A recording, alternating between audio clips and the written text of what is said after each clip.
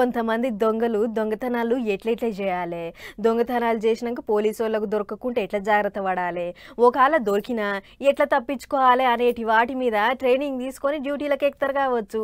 ఎంత ఒడుపుతోని పోలీసు వాళ్ళు పట్టుకుంటారో అంతే ఒడుపుతో తప్పించుకుంటారు దొంగన్నలు. అగో అట్లా తప్పించుకున్నాడు ఎట్లా అనే దాని మీద గీ దొంగ PhD చేసినట్టున్నాడు కావచ్చు. ఇప్పటివరకు చెప్పింది గీ దొంగను ముచ్చటే. మనోడు చూడ్డానికి శుద్ధపూస లెక్కున్నాడు గాని కరడు కట్టిన దొంగ. పేరు ప్రభాకరు. విజయవాడ కోర్టుకించి రాజమండ్రి జైలుకు తోలకపోతుంటే పోలీసు వాళ్ళ కంట్ల కాలం కొట్టి తప్పించుకుండు గీ బడివేగాడు. పోయేటోళ్ళు ఊరికపోక తూర్పుగోదావరి జిల్లాలో దుద్దుకూరు కాడ నాష్ట చేద్దామని బండి ఆపిలాట. షాయి జప్పరిచ్చేటి మోజుల పోలీసు వాళ్ళు ఉంటే తప్పించుకునేటి పనిలో మనోడు ఉన్నాడు. 2 తెలుగు రాష్ట్రాలలో కలిపి ఏం తక్కువ 42 దొంగతనం కేసులు ఉన్నాయట ఈ మోజవారి పేరు మీద. ఎరకున్నాయే గైన్ అంటే మరి ఎరకలేని ఇంకెన్ని ఉన్నాయో ఇక. మళ్ళా చూడు పోలీస్ అన్నల సంకలకు ఇంతింత పెద్ద తుపాకులు.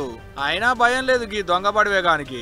చేతులు కాలినాక ఆకులు పట్టుకున్నట్టు చేతులున్న దొంగ నిడిచిపెట్టి రోడ్ల మీద వచ్చిపోయేటి బండ్లు ఆపుకుంటూ దేవులాడే పనిలో పడ్డారు పోలీసు వాళ్ళు.